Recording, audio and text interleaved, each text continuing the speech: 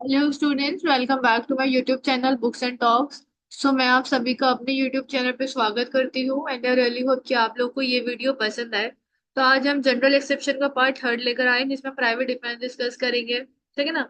तो अब हम बीएनएस पे ही फोकस करेंगे क्योंकि अब आपका जो सिलेबस है वो भी अपडेट हो चुका है। अब आपका आईपीसी नहीं आएगा, बीएनएस ही आएगा, तो इसलिए हमारा जो मेन फोकस है वो बीएनएस पर ही रहेगा। ठीक है। आईपीसी आपको पता होनी चाहिए, बट अब जो क्वेश्चंस आएंगे वो बीएनएस के ही आएंगे, तो इसलिए हमारी प्रायोरिटी है कि अब हम बीएनएस के ऊपर ज्यादा ध्यान दें, वरना आईपीसी और बीएनएस दोनों हम बीच में से पढ़ेंगे तो बहुत कंफ्यूजन हो जाएगा। इसलिए हम बीएनएस पे ही फोकस करेंगे क्योंकि जब तक आप लोग एडवोकेट बनोगे तब तक बीएनएस ही चल रही होगी। सो अब हम बात करते हैं प्राइवेट डिफेंस की। तो देखिए, बेसिकली जो हमारा प्राइवेट डिफेंस है ना, वो हमारा बीएनएस के अंदर सेक्शन 34 से 44 तक दिया गया है। ठीक है। तो प्राइवेट डिफेंस हम वहां यूज करते हैं जहां पर हमें इमीडिएट असिस्टेंट चाहिए होता है, उस केसेस में हम प्राइवेट डिफेंस को यूज करते हैं। बेसिक सी बात। जब आपको इमीडिएट असिस्टेंट चाहिए होगा तब आप अपना प्राइवेट डिफेंस को यूज करोगे। और ये प्राइवेट डिफेंस आप यूज कर सकते हो किसी भी इंडिविजुअल के अगेंस्ट जो आपके ऊपर नेसेसरी फोर्स यूज कर रहा हो, कोई भी असीलेंट या फिर कोई भी रॉन्ग डूअर हो, उसके अगेंस्ट आप जो है अपना right to private defence use कर सकते हो। अपनी बॉडी और अपनी प्रॉपर्टी को प्रोटेक्ट करने के लिए, एज वेल अदर पर्सन की बॉडी और प्रॉपर्टी को प्रोटेक्ट करने के लिए भी आप जो है प्राइवेट डिफेंस का यूज कर सकते हैं। ठीक है। सो जहां पे हमें इमीडिएट असिस्टेंस चाहिए वहां पर हम अपना प्राइवेट डिफेंस को यूज करते हैं। मतलब जहां पर हमारे पास लॉ एकदम से नहीं आ सकते, यहाँ पे लॉ इन्फोर्समेंट नहीं हो सकता इमीडिएटली, वहां पर हम अपना प्राइवेट डिफेंस को यूज करते हैं। अब जैसे कि फॉर एग्जांपल किसी ने आपको कॉल करके धमकी दी है कि भाई मैं तेरे को 5 बजे मार दूंगा, और अभी तो 1 बज रहा है या अभी 12 बज रहा है, और उस केस में आप तैयारियां करके बैठ जाओ, आप भी सारे हथियार वथियार लेके ग्रुप इकट्ठा कर लो, चलो भाई चलो। तो ये चीज प्राइवेट डिफेंस में नहीं कवर होती है। जहां पे आपको इमीडिएट असिस्टेंस चाहिए हो वहां पे प्राइवेट डिफेंस यूज होता है, क्योंकि उस टाइम में आपके पास टाइम होता है कि आप ना पब्लिक अथॉरिटी से हेल्प ले सकते हो। ठीक है, आपके पास 5 घंटे का समय तो था ना, तो आप पब्लिक अथॉरिटी से हेल्प ले सकते थे। तो फर्स्ट प्रायोरिटी यही रहेगी कि आप पब्लिक अथॉरिटी से हेल्प ले। और अगर कोई सडनली आ गया, किसी ने आपको सडनली चाकू दिखा दिया, चाकू मार दिया या ऐसा कुछ कर दिया, उस केस में आप अपना प्राइवेट डिफेंस यूज कर सकते हैं जब आपको इमीडिएट असिस्टेंस चाहिए। ठीक है। और यार देखो, प्राइवेट डिफेंस यूज करना बहुत इजी है, बट इसे प्रूव करना पड़ता है। लाइक अगर आपने प्राइवेट डिफेंस यूज करा है ना, तो उसमें सबसे ज्यादा ना आपकी ग्रेविटी को प्रोवोक देखा जाता है कि आप किस लेवल पे प्रोवोक थे और किस ग्रेविटी से आपने सामने वाले को मारा है। तो कोशिश करो आप प्राइवेट डिफेंस में सिर्फ उतना ही इंजर्ड करो जितने में आप बच पाओ। एग्रेशन में आके ये नहीं कि मारते ही चले जाओ, जितना सुफिशियंट है बस उतना। अब जैसे कि यहाँ पे जो बॉडी रेफर करा है, ये अपने एक बंदे की फिजिकल बीइंग को भी रेफर करा है, उसके साथ साथ दूसरे बंदे की भी बॉडी को रेफर करा गया है। बॉडी में हमारा इंक्लूड है movable and immovable property include है इसके अंदर। ठीक है, और वो आपकी भी हो सकती है फिर किसी और की भी हो सकती है। तो सेल्फ हेल्प को हम ऐसा कंसिडर करते हैं क्या, प्राइवेट डिफेंस, जो कि हमारा क्रिमिनल लॉ का एक बहुत बड़ा मतलब फंडामेंटल प्रिंसिपल है। ठीक है ना। अब हम बात करते हैं सेक्शन 34 का। अब देखो, जनरल नॉलेज के थोड़ा बता देती हूँ कि हमारा आईपीसी में 96 से 106 था। आईपीसी के अंदर 96 से 106 में प्राइवेट डिफेंस था, बट अब हमारा 34 से है। 34 से 44 तक। तो अब हमारा जो सेक्शन 34 है हमारा जो सेक्शन 34 है बीएनएस का, तो वो सीधा सीधा ये कहता है कि कुछ भी ऑफेंस नहीं होगा जो कि आपने अपने राइट ऑफ प्राइवेट डिफेंस में एक्सरसाइज करा है। ऐसा हमारा सेक्शन 34 कह रहा है। पर ये सेक्शन आप कभी भी सोलो नहीं पढ़ सकते, आप इस सेक्शन को कभी भी पर्टिकुलरली लेके नहीं चल सकते, क्योंकि इसके अंदर बहुत सारी रिस्ट्रिक्शंस है। ठीक है ना। तो ये कह रहा है कि आप कुछ भी एक्सरसाइज करते हो प्राइवेट डिफेंस के लिए तो वो आपको ऑफेंस नहीं होगा, लेकिन जो प्राइवेट डिफेंस है उसमें ना आपकी यार रीजनेबल एप्रीहेंशन होनी चाहिए उस टाइम पे। के बाद रीजनेबल एप्रीहेंशन होना चाहिए डेंजर का। ठीक है ना। सो इसके अंदर जो आपकी अप्रिहेंशन है यार, वो वैलिड और रीजनेबल होना चाहिए। ऐसे नहीं दिमाग ही दिमाग में सोच के कुछ बना लिया, जैसे आजकल लोगों को थोड़ी सोशल एंजाइटी है, वो पहले ही सोच लिया सब कुछ कि ऐसा ऐसा हो सकता है या ऐसा हो जाएगा। तो नहीं, एकदम रियल होना चाहिए, एकदम रीजनेबल होना चाहिए। ठीक है ना। तो ये बात करता है हमारा सेक्शन 34, इस बारे में बात करता है। अब देखिए, बेसिक सेंस में है कि हर इंसान के पास राइट, अपना राइट है खुद को डिफेंड करने का। ठीक है, खुद को या फिर दूसरों को डिफेंड करने का हर इंसान के पास राइट होता है। ठीक है। पर वहां पे हमारा जो है रीजनेबल फियर होना चाहिए, या फिर डेथ या फिर कोई भी सीरियस बॉडीली हार्म होने वाला हो, या सबको डर हो कि ये आपको मार सकता है, तो ऐसा रीजनेबल होना चाहिए। ठीक है। तो ये बात करते हैं हमारा सेक्शन 34। अब बात करें अपने सेक्शन 35 की, तो ये बोलता, हमने पहले देखा राइट ऑफ प्राइवेट डिफेंस क्या है, अब हम देखेंगे राइट ऑफ प्राइवेट डिफेंस हमारे किस किस के खिलाफ है हमारे पास। तो हमारे पास अपनी बॉडी और प्रॉपर्टी के लिए। और 99 की रिस्ट्रिक्शंस हैं। अब ये 99 आईपीसी में था, बट ये अपने 36 के रिस्ट्रिक्शंस होंगी ये बीएनएस के अंदर। तो देखिए अपनी जो रिस्ट्रिक्शंस है वो हम अभी डिस्कस करेंगे, लेकिन सबसे पहली बात है कि आपके पास जो प्राइवेट डिफेंस अवेलेबल है वो बॉडी और अपनी बॉडी के लिए, उसके साथ साथ दूसरे व्यक्ति की बॉडी के लिए भी आपके पास प्राइवेट डिफेंस अवेलेबल है। सेकेंडली अपनी प्रॉपर्टी के लिए, चाहे वो मूवेबल हो या इमूवेबल हो, ठीक है, या फिर किसी दूसरे व्यक्ति की प्रॉपर्टी हो, आप उसमें भी उसकी हेल्प कर सकते हो। उसमें भी आपके पास राइट ऑफ प्राइवेट डिफेंस होता है कि आप दूसरे व्यक्ति को भी बचा सकते हो। ठीक है। तो ये था अपना सेक्शन 34। 34 बेसिकली क्या कह रहा है, राइट टू प्राइवेट डिफेंस है। 35 कह रहा है कि राइट टू प्राइवेट डिफेंस है, बट किस किस के लिए है, बॉडी और प्रॉपर्टी के लिए। ठीक है। अब 36 और 36 कह रहा है कि राइट टू प्राइवेट डिफेंस जो है हमारे पास अनसाउंड माइंड और जो हमारे इंसेन लोग होते हैं उनके खिलाफ भी अपने पास राइट टू प्राइवेट डिफेंस है। ठीक है ना। 36 है, तो अपना 37 में रिस्ट्रिक्शंस होगी। अब देखिए 36 के अंदर है कि राइट ऑफ प्राइवेट डिफेंस है अपने पास, ठीक है, अगेंस्ट एक्ट ऑफ पर्सन, या फिर कोई अनसाउंड माइंड हो, या फिर कोई पर्सन हो जिसकी अंडरस्टैंडिंग नहीं है, अनसाउंडनेस ऑफ माइंड के चक्कर में, या फिर कोई बंदा बहुत ज्यादा इंटॉक्सिकेटेड है उस टाइम पर, अगर कोई वो एक्ट कर रहा है, या फिर उसे कोई मिसकंसेप्शन है, ठीक है ना, सो उसके खिलाफ भी आपके पास सेम राइट है, राइट ऑफ प्राइवेट डिफेंस का। ठीक है, अगर वो जेन्युइनली एक्ट कर रहा होता तभी भी आपका सेम राइट होता। ठीक है। तो अब हमारा ये क्या कहता है, हमारा और 36 यही कह रहा है कि अगर कोई बंदा इंसेन है, या कोई बंदा अनसाउंड माइंड है, या मिसकंसेप्शन के चलते हुए, या इंटॉक्सिकेशन के चलते हुए, और इंटॉक्सिकेशन कब, जिस टाइम वो एक्ट कमिट कर रहा है उस टाइम अगर वो इंटॉक्सिकेटेड है, तो ये नहीं कि 4 घंटे पहले पी थी अब असर हो रहा है 4 घंटे बाद, ऐसे नहीं। इंटॉक्सिकेशन के टाइम पर ही अगर वो कोई एक्ट ऐसा कर रहा है, उस टाइम पे भी आपके पास उसके लिए जो है right to private defence available होगा। ठीक है। सो ये जो हमारा बेसिक सेक्शन है ना, ये एड्रेस करता है हमारे राइट ऑफ प्राइवेट डिफेंस को, ठीक है, जो कि इंसेन इंटॉक्सिकेटेड लोग होते हैं उनके खिलाफ, उनके अगेंस्ट में अपने पास ये राइट है। ठीक है ना। सो आप जैसे कि इसके अंदर है कि जेड ने under the influence of madness के इन्फ्लुएंस में उसने अटेम्प्ट करा किल करने के लिए किसको, ए को। तो जेड किसी ऑफेंस का गिल्टी नहीं होगा क्योंकि उसने अंडर द मैडनेस वो अटेम्प्ट करा है। लेकिन ए के पास प्राइवेट डिफेंस का राइट है, अगर जेड सेन होता तो भी उसके पास जो है राइट तो रहता ही रहता। तो ए के पास अपना राइट है। ठीक है ना। सो बेसिक सी बात ये थी। अब जैसे कि ये आर वर्सेस डफी का केस है, इसके अंदर कोर्ट ने रूल करा, जो डिफेंडेंट है डफी, वो उसे मर्डर के चार्ज से एक्विटेड कर दिया गया। ठीक है। उसने क्या कर दिया था, उसने शूटिंग कर दी थी एक बंदे के घर में, अपने ही घर में। सो कोर्ट ने रिकॉग्नाइज करा कि तो डफी का right to defend himself and his property को उसने जो है शो करा, मतलब कि डफी ने कहा कि मैंने प्राइवेट डिफेंस के अंदर ही ये काम करा है। तो उसमें इसने जो है, इसने बेसिक एम्फेसाइज किस पे करा, इसने रीजनेबल एप्रीहेंशन पे बेसिस एम्फेसाइज करा। क्योंकि अगर आप गोली किसी पे चला रहे हो, कोई बंदा, अगर आप किसी व्यक्ति पे गोली चला रहे हो अपनी प्रॉपर्टी को सेव करने के लिए, तो आपको रीजनेबल एप्रीहेंशन दिखाना पड़ेगा ना। तो इसने रीजनेबल एप्रीहेंशन के ग्राउंड पे अपना डिफेंस लिया था। अब एक सेकेंड इलिस्ट्रेशन है जो कि कहती है कि if A enters a house at night, अगर ए जो है एक घर के अंदर रात में घुस रहा था, ठीक है, जबकि वो लीगली इंटाइटल था उस घर के अंदर घुसने के लिए, जैसे ए जो है अपने घर में जा रहा था, लेकिन जो जेड है वो गुड फेथ में मिस्टेकनली उसको लगा कि ए जो है वो कोई हाउस ब्रेकर है, या फिर ए जो है वो अटैक कर रहा है। तो जेड ने क्या करा, जेड ने ना उसको अटैक कर दिया था। ठीक है। तो क्या कर रहा था, जब ए घर में घुसा रात को, जबकि ए लीगली इंटाइटल था उस घर के अंदर घुसने के लिए, लेकिन जेड को नहीं पता था कि वो ए है, उसे लगा कि वो कोई हाउस ब्रेकर है या फिर वो उस पर अटैक करने वाला है। तो जेड ने ना उसको मिस्टेकनली, जेड ने उस पर अटैक कर दिया। ठीक है। तो अब इस केस में जेड ने कोई भी ऑफेंस कमिट नहीं करा क्योंकि वो मिसकंसेप्शन के चलते हुए ऐसा हुआ। So, however, A still has the same right of private defense against Z's attack as he would have if Z were not acting under the misconception. तो इन केसेस में क्या हुआ, अब देखो ए को तो, ए के पास भी जो है सेम राइट है, राइट ऑफ प्राइवेट डिफेंस का जेड के अगेंस्ट। ठीक है ना।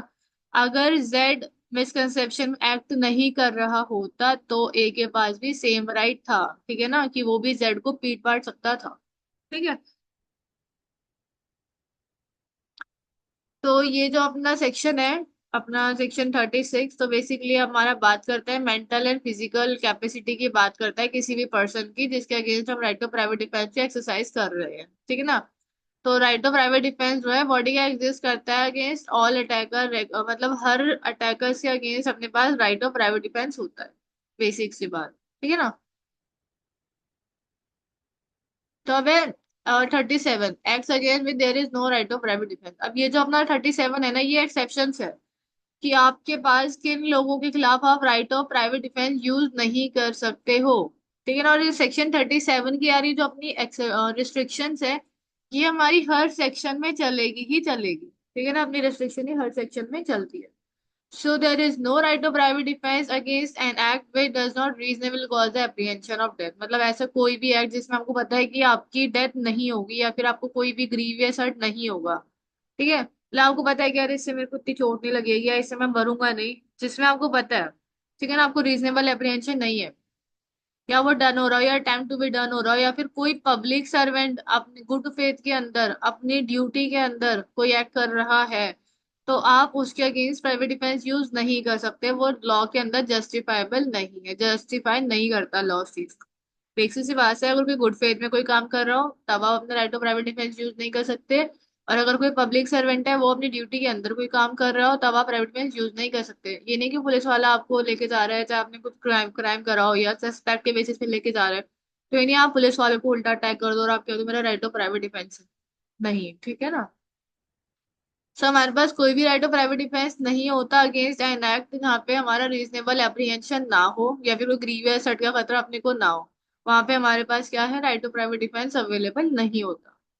सो ये जो, और हाँ, there is no right of private defence in case where is a time to have recourse protection from the public authority. जो हमने स्टार्टिंग में कहा था, अगर आपके पास टाइम है आप पब्लिक अथॉरिटी से हेल्प ले सकते हो, तो आपकी प्रायोरिटी पहले पब्लिक अथॉरिटी से हेल्प लेनी ही होनी चाहिए, ठीक है ना। सो बेसिक सी बात है, अपना जो सेक्शन 37 है इसको प्लीज याद रखना, क्योंकि सेक्शन 37 हमारा रिस्ट्रिक्शन है। किसी सी रिस्ट्रिक्शन है डेथ को उसकी, आगे किस किस सिचुएशन में आप अपना प्राइवेट डिफेंस को यूज नहीं कर सकते। अब देखो ये बहुत इंपॉर्टेंट है कि आपका जो राइट ऑफ प्राइवेट डिफेंस है वो इतना नहीं होना चाहिए कि उसको मोर हार्म दे दे जितना नेसेसरी है। ये नहीं कि किसी ने आपको थप्पड़ मारा आप चाकू ले जाके मार दो सामने वाले का, खेल ही खत्म कर दो, फिर आप कह दो मैंने प्राइवेट डिफेंस में मारा है। नहीं, ऐसे नहीं होता, ठीक है ना। जितना रीजनेबल है या जितना नेसेसरी है बस उतना ही होना चाहिए। अगर आप उसके एक्सीड करोगे तब आप इंटेंशन नहीं प्रूव कर पाओगे, क्योंकि अगर आप अपना प्राइवेट डिफेंस एक्सीड करोगे तो एक सिचुएशन में आपका प्राइवेट डिफेंस खत्म हो जाएगा, दूसरे बंदे का प्राइवेट डिफेंस स्टार्ट हो जाएगा। अब ये एम्परर वर्सेस मुनवा का एक केस है। इस केस में क्या होता है, जो 5 एक्यूज इंडिविजुअल्स थे वो आर्म्ड थे, क्लब आर्म थे, ठीक है ना। तो उन्होंने क्या करा है, सॉल्ट कर दिया एक मैन को जो राइस कट कर रहा था उसकी फील्ड के अंदर, रात के अंधेरे में, मूनलाइट में। सो क्या हुआ, the victim suffer severe injuries, और उस जो विक्टिम था उसको काफी ज्यादा इंजरीज आई, इवन उसका जो 6 स्कल फ्रैक्चर हो गया उसको, और इस चक्कर में वो मर गया। सो जो एक्यूज था उन्होंने क्लेम करा कि हमने तो right of private defence use करा है अपनी प्रॉपर्टी के लिए। बट क्या हुआ, however it was held that there is no right of private defense when there is sufficient time to seek the protection of public authority। तो इस time पे उनके पास इतना, जब उनके पास टाइम था कि वो पब्लिक अथॉरिटी से हेल्प ले सकते हैं, तो उनको क्या करना था, उनको पहले हेल्प लेनी थी, क्योंकि मिडनाइट के सीन में आप डेथ कॉज करते हो प्रॉपर्टी वाले केस में, क्योंकि अभी हम आगे देखेंगे अगर मिडनाइट का सीन है उस केस में आप डेथ कॉज कर सकते हो, बट अगर ज्यादा नाइट नहीं है, नॉर्मल शाम है, तो उस केस में आप क्या करोगे, पब्लिक अथॉरिटी से पहले हेल्प लोगे, ठीक है, जैसा कि हमारे सेक्शन 37 में है। अब इसमें एक्सप्लेनेशन है, a person is not deprived of the right of private defence against an act और परफॉर्म्ड और attempted by public servant unless they know और have reason to believe that person is a public servant. देखो ऐसा है कि अपने पास right of private defence तो है, ठीक है, जब तक हमको ये नहीं पता कि वो जो पर्सन है वो पब्लिक सर्वेंट है या नहीं। अगर वो अपनी ड्रेस में आए तो अपने को पता है कि वो पब्लिक सर्वेंट है, तब तो वो राइट खत्म हो गया। लेकिन जब तक आपको नहीं पता कि वो पब्लिक सर्वेंट नहीं है, तब आपके पास राइट डिफेंस होता है अपना, प्राइवेट डिफेंस। अब इसमें एक्सप्लेनेशन टू है, एक जो a person is not deprived of the right of private defence against an act performed और attempted under the direction of public servant, ठीक है। अगर कोई भी एक्ट परफॉर्म कर जा रहा है फिर अटेम्प्ट करा जा रहा है किसकी डायरेक्शन के अंदर, पब्लिक सर्वेंट के डायरेक्शन के अंदर, ठीक है ना। unless they know or have reason to believe that the person is acting under the such direction। तब तक हमें नहीं पता कि वो जो व्यक्ति है वो किसी के डायरेक्शन के अंदर काम कर रहा है। ठीक है ना। सो ये जो एक्सेप्शन है also applies if the person states the authority under which they act. अब ये हमारा तब भी एक्सेप्शन लगता है जब कोई जो व्यक्ति किसी अथॉरिटी के अंडर में कोई एक्ट कर रहा होता है। ठीक है। और if they have return authority unless such authority demanded and produced. अगर उनके पास अपनी रिटर्न अथॉरिटी है तो वो सामने वाला व्यक्ति उस अथॉरिटी के लिए क्या कर सकता है, डिमांड कर सकता है और उसे प्रोड्यूस करनी पड़ेगी। तो अपने पास दो एक्सेप्शंस है इसके अंदर। अपनी दो एक्सप्लेनेशन कौन सी है, तो पहले तो यही है। ठीक है ना। आपका राइट ऑफ प्राइवेट डिफेंस है जब तक आपको नहीं पता कि सामने वाला पर्सन जो है पब्लिक सर्वेंट है। और दूसरा एक्सेप्शन ये है कि अगर पब्लिक सर्वेंट के ऑर्डर पे कोई बंदा काम कर रहा है और आपको ये चीज नहीं पता है कि वो पब्लिक सर्वेंट के ऑर्डर पे काम कर रहा है। अब अपना सेक्शन 38 आता है कि हम किस सेक्शन के अंदर अपना सामने वाले को डेथ कॉज कर सकते हैं। तो देखिए प्राइवेट डिफेंस के अंदर हमारे पास 7 कंडीशन है जिन कंडीशन में हम सामने वाले को डेथ कॉज कर सकते हैं। लेकिन इसके अंदर भी अपना सेक्शन 37 की रिस्ट्रिक्शंस फॉलो होगी। अब हमारे पास क्या केसेस हैं, अगर कोई आपको रीजनेबल एप्रीहेंशन हो डेथ का, या फिर आपको रीजनेबल एप्रीहेंशन हो किसका, ग्रीवियस हर्ट का, या कोई रेप कमिट करने की कोशिश कर रहा है, फिर कोई अपना अननेचुरल लस्ट आपको ग्रेटिफाई कर रहा हो, या फिर किसी का इंटेंशन हो आपको किडनैप या फिर अबडक्शन करने का, या फिर किसी ने आपको रॉन्गफुली कन्फाइन कर लिया हो। ठीक है। जहाँ पे ऐसे सर्कमस्टांसेस हैं कि रीजनेबली आपको एप्रीहेंशन है बहुत ज्यादा, लेकिन उस टाइम पे आपके आसपास कोई पब्लिक अथॉरिटीज नहीं है जहां से आप अपनी मदद ले सके। मतलब आप ऐसी जगह पे कन्फाइन हो गए हैं ना कि जहाँ पे कोई भी पब्लिक अथॉरिटी नहीं है, मतलब दूर दूर तक जंगली जंगल है, कुछ नहीं है, आपको नहीं पता। तो उस केस में भी आपके पास जो है डेथ कॉज का ऑप्शन होता है। लेकिन अगर आपके पास पब्लिक अथॉरिटीज हैं आसपास में, तब आप डेथ कॉज डायरेक्टली इस केस में नहीं कर सकते। या कोई ऐसा एक्ट जिसमें कोई आपको थ्रो कर रहा है, फिर एडमिनिस्टर कर रहा हो एसिड को, या फिर अटेम्प्ट कर रहा हो एसिड थ्रो करने का, तो उस केसेस में भी आप जो है सामने वाले को डेथ कॉज कर सकते हो। तो अपने पास ये 7 सिचुएशन है बीएनएस के अंदर, सेक्शन 38 के अंदर अपने पास ये 7 सिचुएशन है जिन केसेस के अंदर हम सामने वाले को, मतलब जो असीलेंट है उसको वॉलेंटरली डेथ कॉज कर सकते हैं। ठीक है।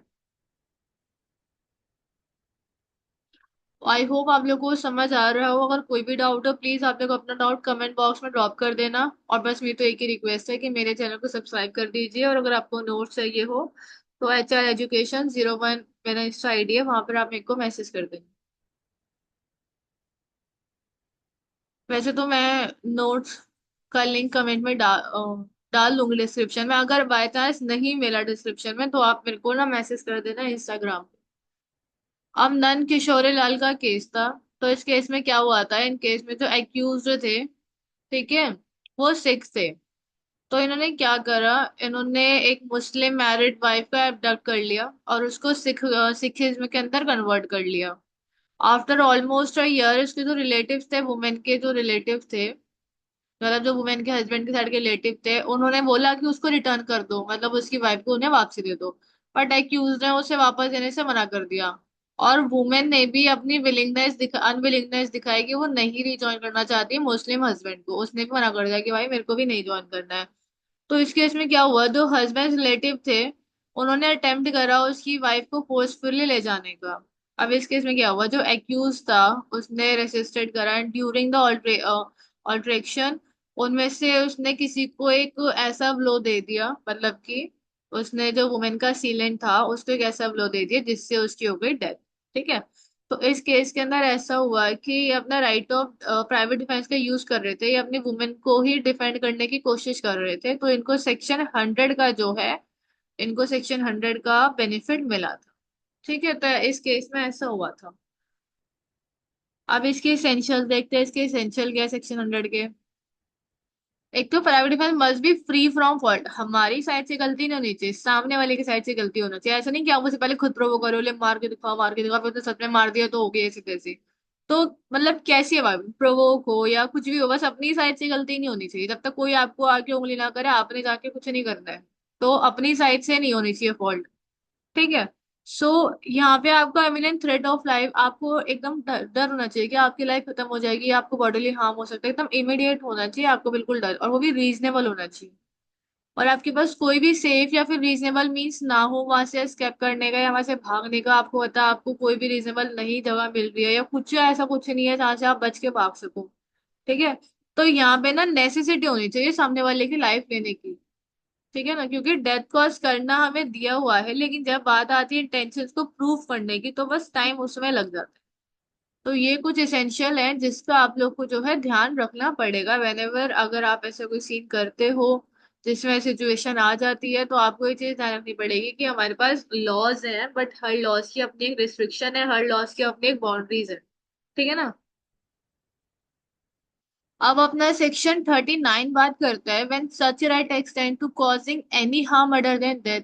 हमारे पास ये भी राइट है कि जरूर नहीं हम उसको डेथ ही कॉज करें, हम उसे हार्म भी कर सकते हैं सामने वाले को। ठीक है, जरूर नहीं कि उसको मार के आना है, हम उसको हार्म भी कर सकते हैं। अब इसके अंदर क्या है, उसको ऑफेंस नहीं माना जाएगा। देखो, अपने को ना जो सेक्शन 38 के अंदर हमने पढ़ा है, जो हमने सेक्शन 38 का रिस्ट्रिक्शंस पढ़ी है, उसके अलावा कोई और ऑफेंस होता है उस केस में आपका जो प्रायोरिटी रहेगी वो ये रहेगी कि आपको सामने वाले को जो असीलेंट है उसको डेड कॉज नहीं करनी है, बट आप उसको हार्म कर सकते हो। बट इसके अंदर भी अपनी जो है रिस्ट्रिक्शन रहेगी, सेक्शन 37 की रिस्ट्रिक्शन अपने इसके अंदर रहेगी। ठीक है ना। सेक्शन 37 की रिस्ट्रिक्शन रहेगी और 38 की जो कंडीशन है प्राइवेट डिफेंस की उसका हमें ध्यान रखना है। सो अगर कोई भी ऑफेंस उस कैटेगरीज में नहीं है जो कि हमारा सेक्शन 38 के अंदर लिस्टेड है। पहले यार अपना आईपीसी का ना सेक्शन 100 हुआ करता था, जो आज के डेट में सेक्शन 38 है वो पहले सेक्शन 100 हुआ करता था। तो इसकी छोटी सी पहचान होती है कि यार 100 साल होते लोग मर जाते हैं, तो 100 साल ऐसे होता था ना कि 100 ईयर की एज होती डेथ हो जाती है। तो ये डेथ से याद रहता था कि इसमें हम डेथ कॉज कर सकते हैं। तो ये पहले अपना सेक्शन 100 हुआ करता था, जो आज की डेट में हमारा सेक्शन 38 है, 37 है। ठीक है ना। So the right of private defence does not extend to causing assailant death. तो हमारा सेक्शन 39 कह रहा है कि देखो इसके अंदर हम डेथ कॉज नहीं कर सकते। ठीक है ना। और इसके अंदर हमें अपनी रिस्ट्रिक्शंस का भी ध्यान रखना है जो कि हमारा सेक्शन 37 में दी गई है रिस्ट्रिक्शंस। अब इसके अंदर Mohinder Pal Jolly versus state of Punjab का केस है। इसके अंदर क्या हुआ था, court held that the factory owner ने क्या करा, fatally shoot a worker in response to brickbat throwing by the workers, could not claim the protection right of private defense. The court determined that there was no reasonable apprehension of death grievous or। अब देखो इसमें इन्होंने क्या करा कि जो workers वहां पे काम कर रहे थे, ब्रेक बैट वो थ्रो कर रहे थे। ठीक है। अब इस केस में ओनर ने जो है गन शॉट, मतलब कि उन्होंने ओनर ने शूट कर दिया। ठीक है, जिससे क्या हुआ, वर्कर डेथ हो गई, डेथ कॉज हो गई। तो इस केस में इन्होंने बोला कि यार हम ना प्राइवेट डिफेंस को यूज कर रहे थे। लेकिन कोर्ट ने ये बोला कि जब आपको एप्रीहेंशन था ही नहीं, आपको रीजनेबल एप्रीहेंशन था ही नहीं, तो इस सिचुएशन में आप सामने वाले को डेथ कॉज नहीं कर सकते ना। तो इसके अंदर राइट ऑफ प्राइवेट डिफेंस उनको नहीं मिला था। ठीक है ना। अब बात करते हैं सेक्शन 40 की कि कमेंसमेंट एंड कंटिन्यूअस कैसे होगा अपना राइट ऑफ प्राइवेट डिफेंस, जब हम बात करते हैं बॉडी की। देखो, right of private defence body का कमेंस तब हो जाएगा एज सुन एज आपको रीजनेबल एप्रीहेंशन हो जाएगी डेंजर की। ठीक है। जैसे ही आपको एकदम खतरा महसूस होने लगेगा, या फिर जैसे कोई अटेम्प्ट होने वाला होगा, क्योंकि थ्रेट कर रहा होगा ऑफेंस को कमिट करने की, उस केसेस में आपका जो है आपका कमेंसमेंट होता है, किसका, आपके प्राइवेट डिफेंस का उस टाइम पे कमेंसमेंट होता है। जिस टाइम पे आपको क्या हो जाता है, रीजनेबल एप्रीहेंशन या फिर रीजनेबल डेंजर जिस टाइम पे हो जाता है बॉडी को। और वो तब तक रहेगा जब तक आपको कोई रिट्रीट नहीं कर लेता या जब तक आप वहां से भाग नहीं जाते, तब तक वो आपका जो है कंटिन्यू रहता है। ठीक है। सो एक रीजनेबल एप्रीहेंशन होता है डेंजर का हमारी बॉडी को। ठीक है, जब तक वो अटेम्प्ट ना हो जाए, फिर जब तक वो थ्रेटन चल रहा है, जब तक इवन अभी तक ऑफेंस कमिट नहीं हुआ है, लेकिन तब भी वो उसका कमेंसमेंट है, क्योंकि ऑफेंस हुआ नहीं है लेकिन बंदे के अंदर डर तो है ना कि ऐसा हो सकता है। तो कमेंसमेंट ये तब तक रहेगा। ये हमारा राइट तब तक इफेक्ट में रहेगा एज लॉन्ग एज हमारा एप्रीहेंशन ऑफ डेंजर हमारे साथ है। जब तक हमें डर लग रहा है कि हमारे साथ ये हो सकता है या ये होने वाला है, तब तक ये हमारा राइट हमारे साथ चलता है। हाउएवर जो एप्रीहेंशन है डेंजर की वो रीजनेबल होनी चाहिए और वो फैंसीफुल बिलीफ तो नहीं होनी चाहिए। ठीक है ना। और ये जानना बहुत जरूरी है देखो अपने लिए, कि कहते हैं जो डेंजर है ना वो प्रेजेंट होना चाहिए, इमिनेंट डेंजर होना चाहिए। ठीक है ना, दिमाग में नहीं डरना, असलियत में वो चीज होनी चाहिए सामने। उस केसेस में आपका राइट ऑफ प्राइवेट डिफेंस चलता है। ठीक है। So and the right of private defence does not arise if there is no actual attack. अगर कि अटैक हुआ ही नहीं है तब तो आपका भी कोई right of private defence arise नहीं होगा, बट अगर अटैक हुआ है तब आपका राइट ऑफ प्राइवेट डिफेंस जो है आपका actual right of private defence start होगा। ठीक है ना। देख इसमें काला सिंह का केस है। तो इस केस में क्या हुआ था, इसके अंदर जो एक्यूज था वो एक व्हीकल इंडिविजुअल था। इसको अटैक कर दिया था एक डेंजरस इंडिविजुअल ने, जिसकी हिस्ट्री थी कि भाई ये तो लोगों को मारता है, मतलब इसकी हिस्ट्री में था कि इसने मर्डर वगैरह करे हुए हैं। ठीक है। The court rule that the person the apprehension was reasonable and the level of violence appropriate, but idle threats and unfounded fears do not justify exercising the right of private defense। तो इसके अंदर क्या हुआ है, जो accused था एक Uyghur individual, इसको था कि सामने वाले बंदे की हिस्ट्री है कि इसने खून वून करे हैं, और उस टाइम पे जो इनकी सिचुएशन हुई थी वो भी अप्रोप्रिएट थी, मतलब जो वायलेंस उस टाइम पे हुआ था वो रीजनेबल भी था और अप्रोप्रिएट भी था। लेकिन जो इनके आइडल थ्रेट्स और जो अनफाउंडेड फियर्स थे, मतलब जो इन्होंने अपने दिमाग में चीजें बना रखी थी या फिर जो अभी एग्जिस्टेंस में हो ही नहीं रही थी, मतलब इतना ज्यादा डर उनके दिमाग में बैठ गया, तो उस चीज को राइट ऑफ प्राइवेट डिफेंस के अंदर जस्टिफाई नहीं करा गया। ठीक है ना। तो अपना राइट ऑफ प्राइवेट डिफेंस इस केस में नहीं दिया गया था इनको। तो बेसिक सी बात है, अगर राइट ऑफ प्राइवेट डिफेंस अगर यूज करना है ना, तो हर चीज या तो बी प्रैक्टिकल तरीके से होनी चाहिए। दिमाग में कोशिश करना कि दिमाग में डर ना रहे, इंसान के दिमाग में स्टोरीज ना बनती चली जाए। अब अपना सेक्शन 41 बात करता है कि when right of private defence of proper, हम किस केस में प्रॉपर्टी के किस केस में डेथ कॉज कर सकते हैं। अगर कोई रॉबरी का अटेम्प्ट करने की कोशिश कर रहे हो, देखो रिस्ट्रिक्शन इसके अंदर भी है अपनी, सेक्शन 37 की रिस्ट्रिक्शन अपनी इसके अंदर भी है। ठीक है ना। रिस्ट्रिक्शन हमारे सारे सेक्शंस में ही रहेंगी। तो हमारा फर्स्ट है, रॉबरी के केस में कोई हाउस ब्रेकिंग कर रहा हो, नाइट में कोई आपका घर तोड़ने की कोशिश कर रहा हो।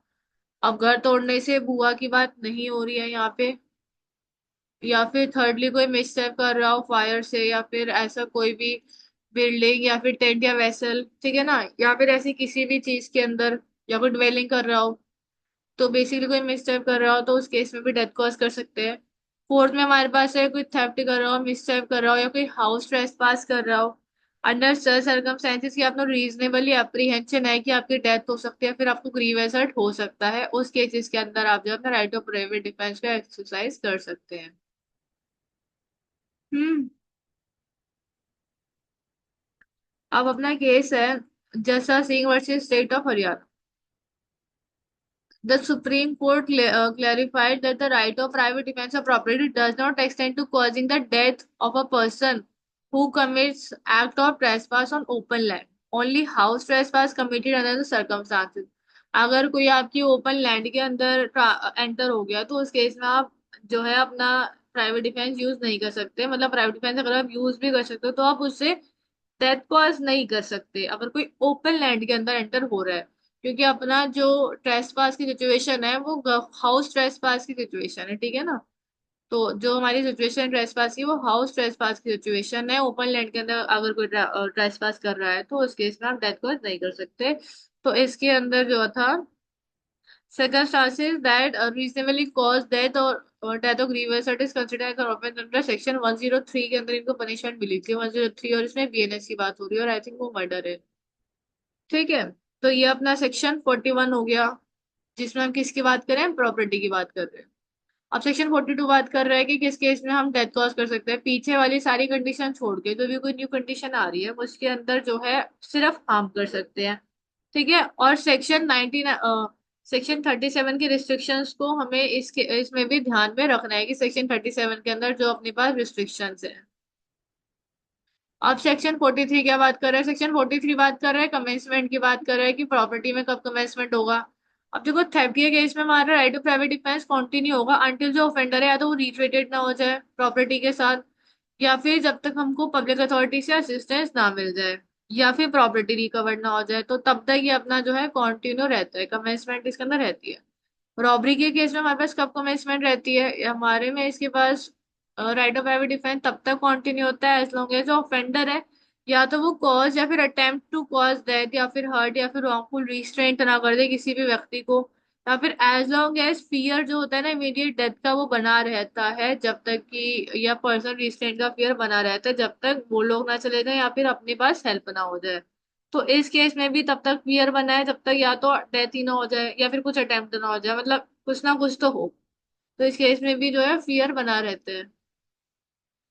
अब क्रिमिनल ट्रेसपास के केस में और मिसस्टेप के केस में अपना right of private defence continue होता है एज लॉन्ग एज जो ऑफेंडर है, जब तक वो इंगेज नहीं हो जाता उस कमीशन में ट्रेसपास की या फिर मिसस्टेप के कमीशन में, जब तक वो इंगेज नहीं हो जाता तब तक हमारा जो फियर है वो बना रहता है कमेंट्स में।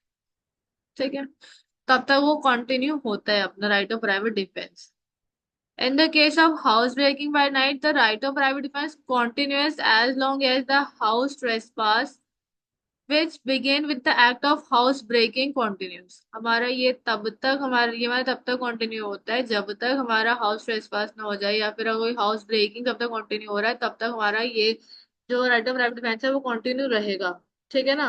अब फॉर एग्जाम्पल कोई ट्रेसपास करके घर से भाग गया, वो आपके घर से बाहर जाके खड़ा हो गया, तो आपका राइट जब तक था ना, जब तक वो आपके घर के अंदर था, एज लॉन्ग एज वो आपके घर के अंदर है, वो ट्रेसपास कर रहा है, तब तक आपका राइट ऑफ प्राइवेट डिफेंस है। आप कल को वो बाउंड्री से कूद के बाहर चला गया, फिर आप उसे कूद के वहां जाके मार के आ रहे हो, तब वो आपका राइट ऑफ प्राइवेट डिफेंस नहीं है। आपका राइट ऑफ प्राइवेट डिफेंस वो तब था जब तक वो आपकी प्रॉपर्टी के अंदर था या फिर आपके प्रेमिसेस के अंदर था।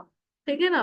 तो ये बात करता है कौन, ये बात करता है हमारा सेक्शन 43 बात करता है किसके लिए, वो भी प्रॉपर्टी के लिए। अब सेक्शन 44 बात करते हैं कि right of private defence against deadly assault when there is risk of harm to innocent person. इसमें हम बात करते हैं कोई इनोसेंट पर्सन का अगर अपने पास हार्म हो, कोई रिस्क हो इनोसेंट पर्सन को हार्म होने का।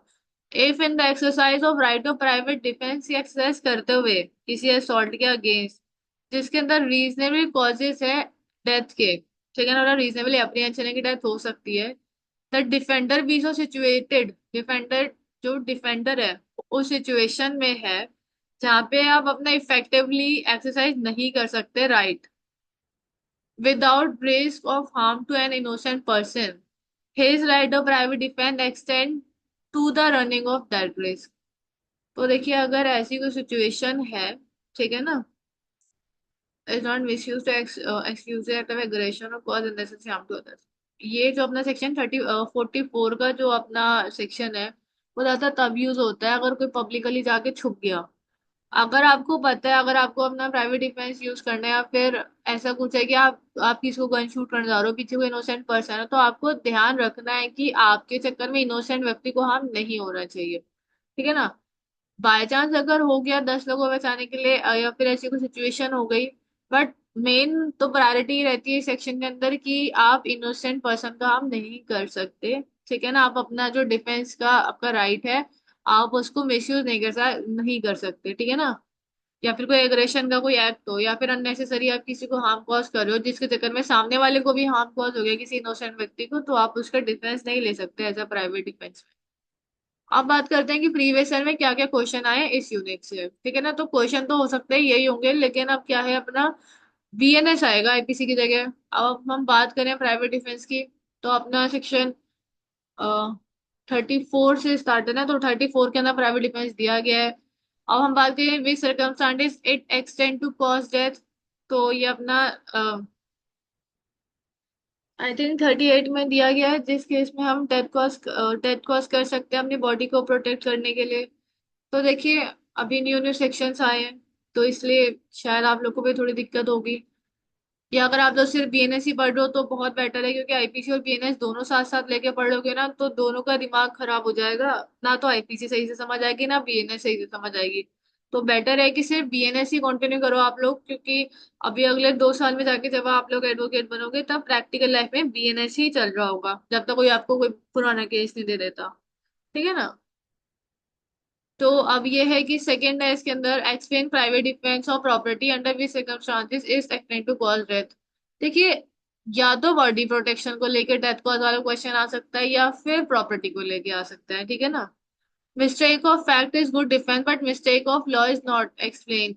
तो ये देखो हमारे ना जनरल एक्सेप्शंस के ही सारे क्वेश्चन है, मतलब जो हमारी यूनिट है ना, आई थिंक हमारी ये सेकंड यूनिट है, तो ये सेकेंड यूनिट के सारे क्वेश्चन है जो प्रीवियस ईयर की आए हुए हैं, जो हमने पार्ट फर्स्ट और पार्ट सेकेंड जो हमने डिस्कस करा है ना, उन दोनों के भी जो क्वेश्चन है वो इसमें है, इसी वीडियो के लास्ट में है। ठीक है ना। डोली इनकपैक्ट फ्रॉडेंटली डिसऑनेस्टली, प्लीज इन लोगों को देख लेना। काउंटरफेट हो गया, wrongful gain, person, good faith, voluntarily, ये डेफिनेशन चार चार नंबर में आती है, तो इन सब चीजों को देख लेना। ठीक है ना। और consent is a good defence in criminal law, ये क्वेश्चन भी बहुत बार आ चुका है। जो हमने प्रीवियस, इससे पहले जो हमारा पार्ट है, हमने उसके अंदर वो पूरा डिस्कस करा है कि हाउ अ कंसेंट एक गुड डिफेंस हो सकती है, हमने वो चीज डिस्कस करी है, तो आप वो वहां से भी देख सकते हो। ठीक है ना। तो बस अब तो एक ही रिक्वेस्ट है एट लास्ट कि मेरी वीडियो को लाइक कर देना और चैनल को सब्सक्राइब कर दीजिए। ठीक है ना।